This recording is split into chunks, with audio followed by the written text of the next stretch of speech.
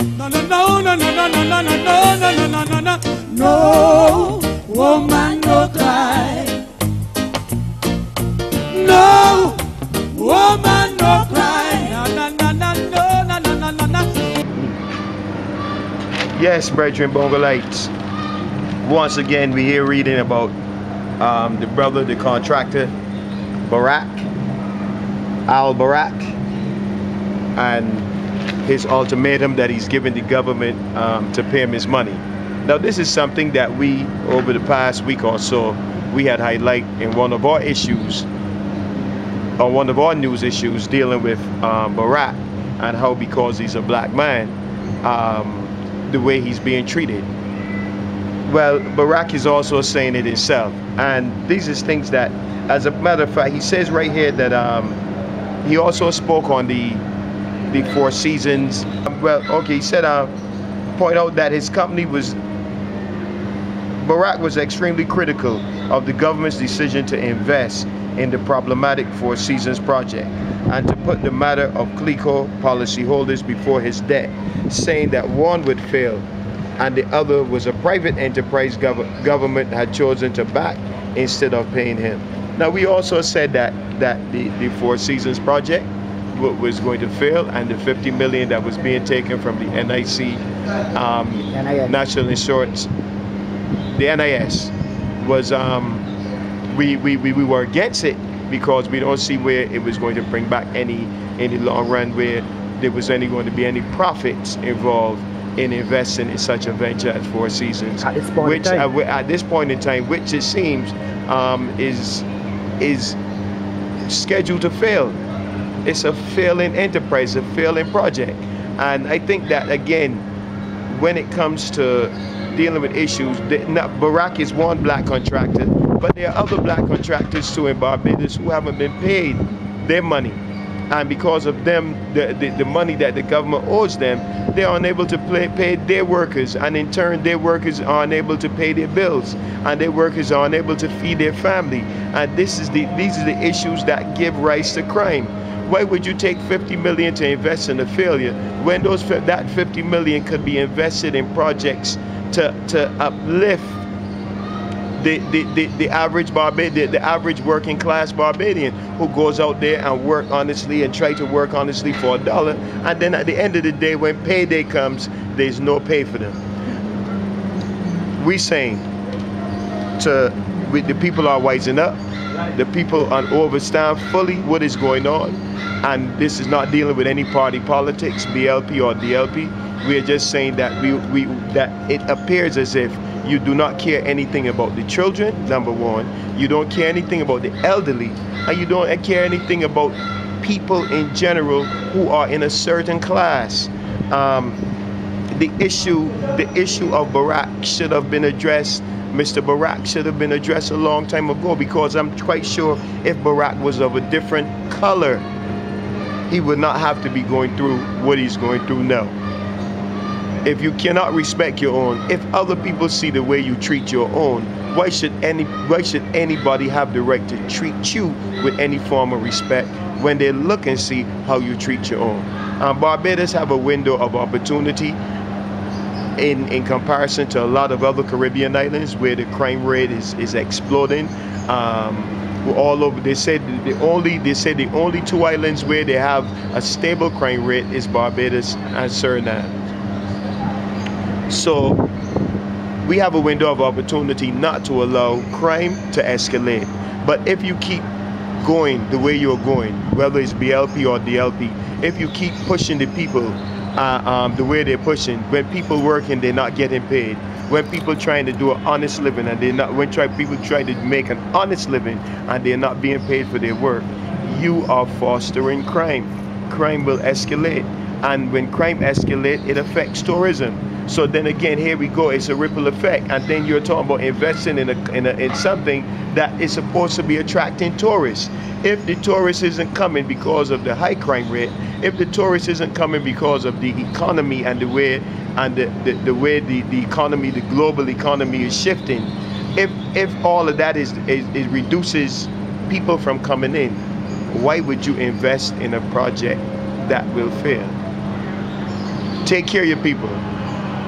The people elected you with the thinking that when we put you in a position, or when you're placed in a position, that you would help us, and you're not doing it. We walk around Barbados every day. We Bongolites, all of us, we walk around Barbados every day, and we see hundreds of youths on blocks, just sitting there, nothing to do. We see elderly people telling us they don't have food to eat. People call Bongolites wanting food to eat. Basic things that the government should be there to assist and provide for the people until the people are able to help themselves. Those safety nets aren't there. And then you talking about crime, then you talking about the youth and crime and youth and violence. Well, why are the youth being so violent? I go into schools a lot and I talk to youths, and I see youths that haven't even ate for a day or two a proper meal. I see youths that come from homes that may need some type of assistance. Their family may need some type of assistance, but it's not there. The mother may have to be struggling, the fathers may not be present, or these are things that if we're going to invest money, let us invest in the future.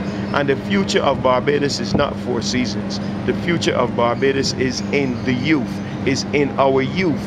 And if we continue on the way we are dealing with our youth, if we are continue on marginalizing them, if we are continue on calling them demons, if we want to continue to call them demons, well then, when you chant something or when you keep invoking something, it becomes a reality.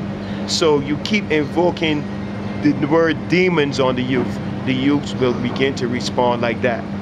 Deal with a Barack issue, because dealing with Barack issue is dealing with not only Barack as an individual, but it's showing people that you, the government, are able to meet whatever you say that you will do, that this is what you will do. Right now we have an incompetent government. We have a very incompetent government. We have a youth program, Barbados Youth Action Program, that went from here to St. Kitts, went all over the place, and went from here to St. Kitts and Lucia, and did wonderful work with the youths, did wonderful work with the gangs, still being called from other Caribbean islands for assistance. And the program was developed in Barbados. And Barbados have chosen not the government. I'm talking about the government, because the people know about BIAP. The people know about the Barbados Youth Action Program. Children go home and they talk about us. Parents speak about us. Parents see us all every day on the streets and thank us. But the government of Barbados have chosen not. Not even a thank you. Not even a thank you, but they would bring all kind of people to talk to the youths, knowing that the youths are not going to listen to them. The youths know when you're real and when you're not real. The youths know when you are real. I don't have to tell them that I'm real. I don't have to tell them I've been through. They could look at me and see that I'm real. So why not, if the window of opportunity is there to help our youths, put money in Bongolites creative arts. Put money in programs that you know, the BIAP program that you know is able to go on blocks, that's able to go in certain places where other people can't go, and get to the youths that need the assistance most. The book said that, because even if the youth see that you're reaching out to them, it kind of deter a lot from getting into negative things. And I got ideas that I can create programs, things that the youths can like. You know what I mean? And shift them from that criminal mind. You know what I mean? It's all about altering the criminal mind, right? Because you induce, due to certain technicalities, you have induced that criminal mind. It seems that you want criminals in Barbados so the police force can do work. And I always say, and I agree with you totally, Field Marshal, that it appears that way because I cannot fathom in my mind, and I'm quite sure any conscious, sane person would actually have to think about this. How can a prison look better than a school? There's something wrong with that picture. How can a prison be state of the art, have the highest in technology, a prison, but a school have no technology. Something is wrong with that. Why do our schools look the way they do? Why don't invest money in our schools? Why don't have the youths take it? Just like you got the prisoners taking care up there in Dodge, you got them taking care of the grounds, and you don't even see a piece of paper. You don't even, when you walk in Dodge, you don't even see a piece of paper on the ground. Why can't you have a program in place in these schools that the youths actually have pride in taking care of their own schools? The youths don't feel like the schools are theirs. The youths always tell us that the schools feel like prisons. It feels so. Look at what you're doing and understand what you're doing, because the children are our future. And if you destroy the future of the youth, you are not only destroying their future, but you are destroying your future, because they are there to replace you. And if there's nothing there to replace you, then it creates a vacuum, and someone else will step in that you may not want to be there. So take care of our youths. Put money in projects that you know is going to help the youth. Put money in projects. Look at the conditions of the home where the elderly is held. We're supposed to be respecting our elderly. The elderly, there should be money invested in programs for the elderly. They're not just laying in bed withering away. They got a wealth of information that there should be some type of contact between the youth and the elderly, some type of program going where the youths go and talk and reason with the elderly. These kind of things need to be done. Put money in things that is going to bring back, you're going to see something in the future. 100 years from now, 200 years from now, you could see something. You can't see anything by investing in Four Seasons. And you have to pay back Barack. Daddy Barack, we with you, and we like your spirit, and we like your stance, and we hope you continue on, and we pray that eventually you would be given your just reward, just like all others are given their just reward when they demand something. We also want to talk now a little bit briefly on a great brother. This is Black History Month, and we're talking about Brother Suki King. I don't know too much about Suki King other than he's a draft player, and he's one of the greatest draft players in the world, who happens to be born right here in Barbados. I don't know why Suki King don't have land, house, and everything else that he needs. The greatest draft player in the world. I just saw the other day that he almost drowned. And I thank God that he was saved, because he was drowning again during Black History Month. During Black History Month, and he could have passed away. He could have went on and have never been given his reward for all the work that he put in. He is an example. He is an example to a lot of youths. Why isn't Suki King's exploits in draft? Why isn't there a documentary on how Suki King grew up, where he came from in Barbados, what attracted him to draft, how did he become one of the best draft players in the world? Why aren't there documentation of these things, man, that all youths could go during Black History Month and not only knowing about dead or past dead people that did great things? We have people right amongst us right now that's living, that's doing great things. And Suki King again is not given what he deserves. I read a part in the paper where he said that he's angry with the Ministry of Culture, Youth and Sports for not whatever happened. But he should not be. He should not be. As a Minister of Family, Youth and Sports, Suki King should be given his just reward in Barbados. Without hesitation. Without hesitation. If Ryan Bradford could come and get house, land, and everything else for just running one race.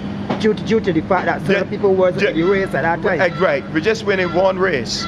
And here's a man that is getting ready to play a top Italian draft player again. And I know he gonna win it. I know he gonna win. He's gotta win it. He gonna win it. Yeah, that's man. right. And here it is that how many people know this?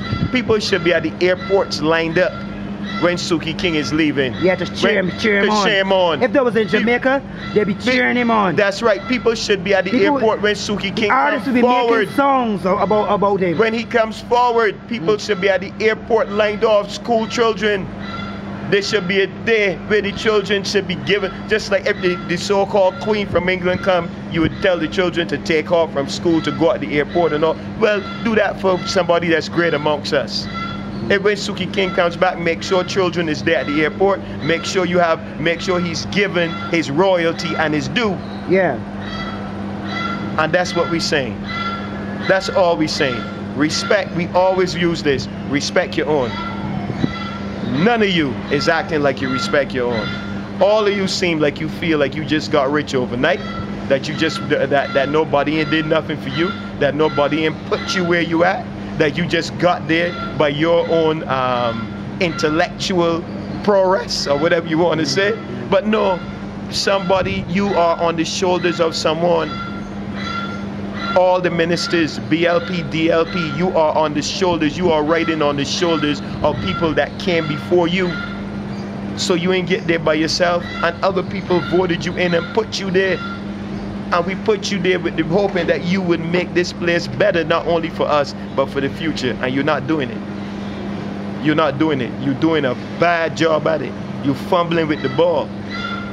No, no, no, no, no, no, no, no, no, no, no, no, no, no, no, woman, no cry.